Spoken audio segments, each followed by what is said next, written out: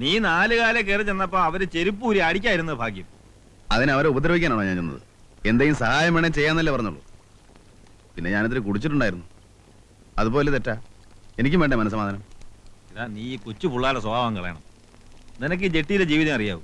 മനസ്സമാധാനത്തിന് കള്ളും ചാരായും അല്ല മാർഗം. ഞാൻ പിന്നെ എന്താ ചെയ്യേണ്ടത്? നീ പറ. ഞാൻ പറഞ്ഞാ നീ കേൾക്കൂ?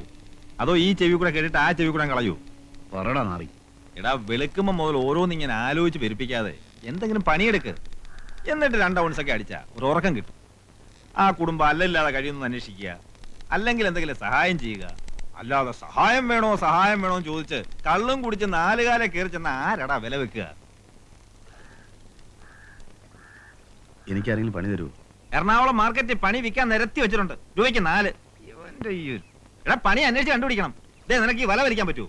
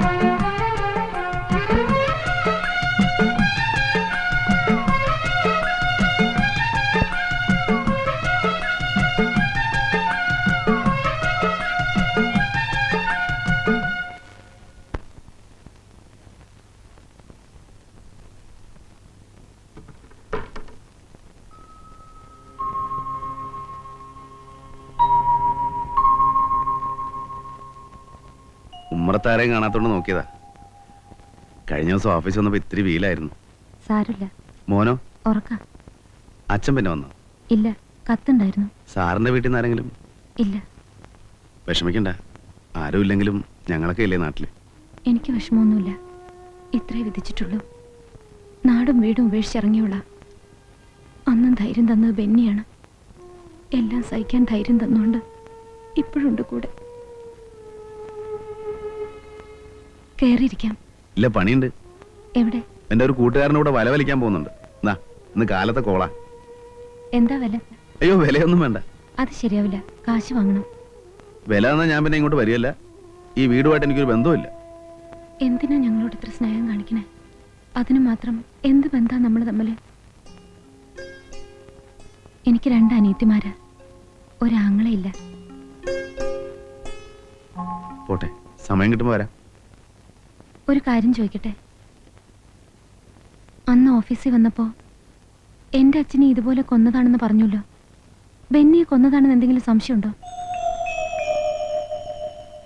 ഞാൻ അങ്ങനെ പറഞ്ഞോ? പറഞ്ഞു. അത് വെള്ളത്തിന്റെ പുറത്ത് നാക്ക് പഴിച്ചിട്ടെന്തെങ്കിലും, അല്ലാതെ എനിക്കങ്ങനെ സംശയം തോന്നിട്ടില്ല. എനിക്കുണ്ട്. കാരണം ബെന്നി മദ്യപിക്കാറില്ല. മറ്റേതെങ്കിലും വണ്ടി ചെന്ന് ഇടിച്ചിട്ടില്ല. പോലീസ് പറയണ പോലെ പാലത്തിന്റെ സൈഡിൽ ചെന്ന് ഇടിച്ച് ഇത്രയും ദൂരം തെറിച്ചു വീഴാൻ മാത്രമുള്ള സ്പീഡില് ബെന്നി വണ്ടി ഓടിക്കാറുമില്ല. അതിപ്പോ എന്ത് സംഭവിച്ചു എന്ന് നമുക്ക് പറയാൻ പറ്റില്ല. ബെന്നിക്ക് ധാരാളം ശത്രുക്കളുണ്ട്.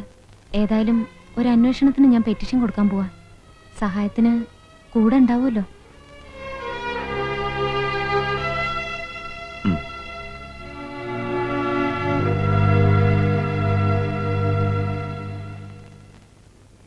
അവരന്വേഷിച്ചോട്ടെ, എന്ത് തെളിവുണ്ടായിട്ടാ? നീ ഇങ്ങനെ പേടിക്കേണ്ട ഒരു കാര്യമില്ല. പേടിയല്ലടാ, പോലീസ് പിടിക്കുകയോ കൊല്ലുകയോ എന്ത് വേണം ചെയ്തോട്ടെ. ഇത്ര നാളും കള്ളക്കളി കളിക്കായിരുന്നു ആ പെൺകുട്ടി അറിഞ്ഞ ഒരു മണ്ണാങ്കട്ടെ അറിയില്ല. നീ ഈ വെപ്രാളം കാണിച്ച് അറിയിക്കായിരുന്നാ മതി. എന്തറിയിക്കണ കാര്യമായി പറയണേ? അല്ല, ഈ ബോട്ടിലും ജെട്ടിയിലും കടത്തിണ്ണയിലും ഒക്കെ കിടന്ന് ഉറങ്ങിയിട്ട് ഇപ്പം വീട്ടിന്റെ തിണ്ണേ കിടന്നപ്പോ ഉറക്കം വരുന്നില്ലാന്ന്. ഈ പറയുന്ന ആൾ അത്ര കളിയൊക്കൊന്നും വേണ്ട കേട്ടോ. കല്യാണം കഴിഞ്ഞ ഇടയ്ക്ക് ഹോട്ടൽ മുറി കിടന്നിട്ട് ശ്വാസം മുട്ടുന്നെന്നും പറഞ്ഞ് എന്നെ അകത്തിട്ട് പൂട്ടിയിട്ട് പീഡിയത്തിനെ പോയി കിടന്ന ആളാ. അതിന്റെ സുഖം നിനക്കറിയില്ല അല്ലടാ. എടുത്ത് ഉറങ്ങിക്കോ, നാളെ പണിയുള്ളതാ.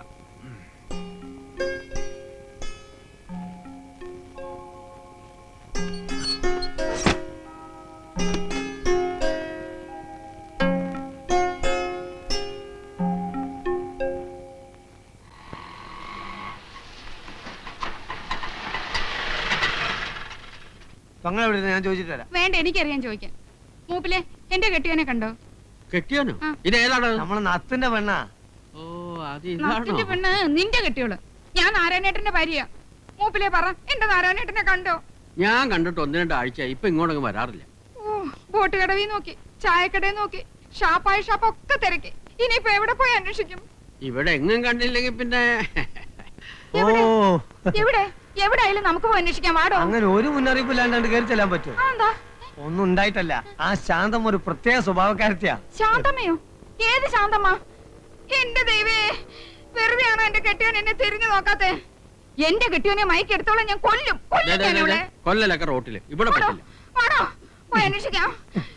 വണ്ടിയെട്. ആ, അതേ നത്ത് നത്ത് തന്റെ അച്ഛൻ. ആ. നാരായണേട്ടാ, നാരായണേട്ടാ, അവിടെ നിൽക്ക് നാരായണേട്ടാ. എന്താ നാരായണേട്ടാ ഇങ്ങനെ? അവിടെ നിൽക്ക് നാരായണേട്ടാ. നാരായണേട്ടാ, നാരായണേട്ടാ, ഓമനയാ വിളിക്കുന്നെ. അവിടെ കൈവെച്ച് തന്നോ നാരായണേട്ടാ. അയ്യോ, എനിക്ക് വയ്യ. അയ്യോ. വണ്ടി ഇടറോ, വണ്ടി ഇടറോ. അവിടെ കൊല്ലണം. വണ്ടി എടുക്കണോ, ചോടി ഇടോ അങ്ങോട്ട്. ഉറക്കം തൂങ്ങി അങ്ങോട്ട് എടുക്കണോ. ഓ, അയ്യോ, ഇയാടെ ഒരു മോണൊക്കെ വണ്ടി. എടാ, വേഗം അങ്ങോട്ട്. നീ ഇങ്ങനെ ഓടാനും വിളിക്കാനും നിന്നാ ശരിയാവില്ല. അല്ല ഞാൻ എന്ത് ചെയ്യാനാ? കൊടുക്കാനാണെ കാശുമില്ല കയ്യിൽ. എടാ നീ ഇന്ന് കാര്യം പറ, മനസ്സിലാക്ക്. നീ കണ്ടിട്ടുണ്ടോ ഈ സാധനത്തിനെ? അട്ട പിടിക്കുന്ന പോലെ പിടിക്കും. ദേ ഇരിക്കണ പണ്ടാരം. നീ ഇതെങ്ങോട്ടാ ഓടുന്നേ? വാ. എന്ത് പണിയാ നാരായണേട്ടായി കാണിച്ചത്? എവിടൊക്കെ എന്നെ നടത്തിച്ചു. വെളുപ്പിനെ 7 മണിക്ക് വന്നതാ. എന്നോട് ഇത്ര സ്നേഹമില്ലാണ്ടായല്ലോ. എന്നെ കണ്ടിട്ടും കാണാത്ത മട്ടി പോയില്ലേ? എന്ത് തെറ്റാ ഞാൻ ചെയ്തത്? അവസാനം രാമചേട്ടന്റെ വീട്ടിൽ വന്നാ കാണാൻ പറ്റുമെന്ന് ഞാൻ അറിഞ്ഞു. സാധിക്കാനെങ്കിൽ എന്നെ വലിയ ഇഷ്ടായി. എന്നെ ഇരുത്തി കൂട്ടുക. പാന്റാ നല്ലത്, പാന്റാ നല്ലത്. നിറം ഇത്തിരി കുറഞ്ഞല്ലോ.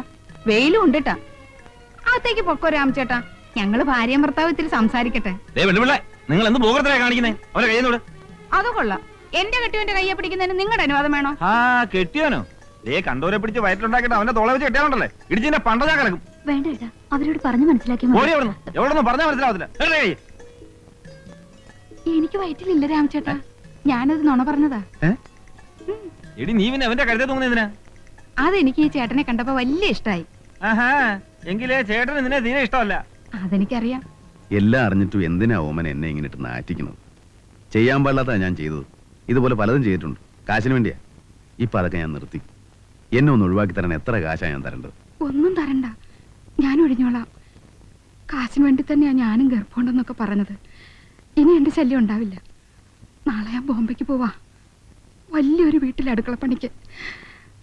ഒന്ന് കണ്ട് പറഞ്ഞിട്ട് പോവാന്ന് വെച്ച് വന്നതാ. പറയാൻ എനിക്ക് വേറെ ആരുമില്ല.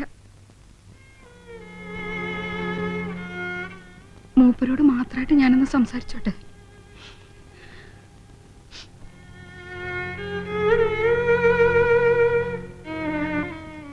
ഞാൻ നല്ലവളൊന്നുമല്ല. നിന്ന വീടുകളിലൊക്കെ പലരും എന്നെ ചീത്തയാക്കിയിട്ടുണ്ട്.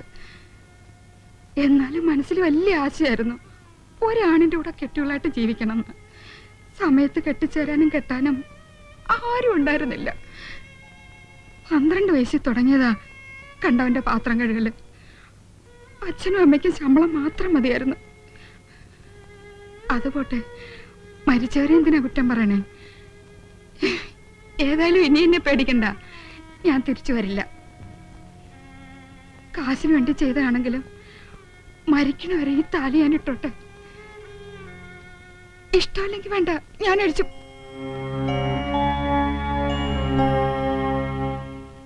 സന്തോഷായി. വിശപ്പ് കിടണ്ട, പോയി ഊണ് കഴിച്ചോളൂ. ഞാനും ഒഴിഞ്ഞു പോയിന്ന് കൂട്ടുകാരനോട് പറഞ്ഞേക്കും.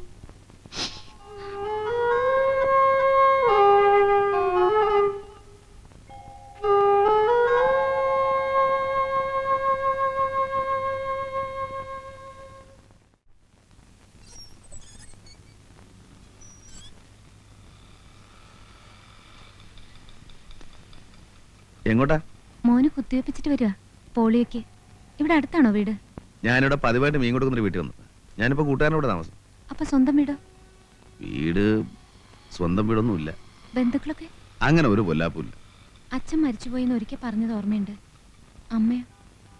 അമ്മയും ഉണ്ടോന്നറിയില്ല. നാട് വിട്ട് കാലം കുറയല്ലേ. 8-9 വയസ്സുള്ളപ്പോ കള്ളവണ്ടി കയറിയതാ അമ്മയുടെ കല്യാണത്തിന്റെ അന്ന്. അമ്മയുടെ കല്യാണോ? 2ാം കെട്ട്. ഇപ്പൊ ചിരിച്ച പോലെ ചങ്ങാതിമാര് ചിരിച്ചപ്പോ വിട്ടു. പിന്നെ തിരിച്ചു പോകാനൊരു മടി. അന്ന് ഈ ചായക്കടയിലൊക്കെ ചെല്ലുമ്പോ എന്നും പത്രം നോക്കും, കണ്ടവരുണ്ടോ, മകനെ മടങ്ങി വരൂ, അങ്ങനെ വല്ലതും ഉണ്ടോന്ന്. എവിടെ കത്തയച്ച് നോക്കി, അതിനുമില്ല മറുപടി. പിന്നെ എവിടെ കൂടി, അല്ല ചാവാൻ പറ്റുമോ? മീനിടാൻ പൊതിഞ്ഞു തരട്ടെ, വറക്കാം. വേണ്ട. എന്നാ ചെയ്യുന്നവനും പോട്ടെ.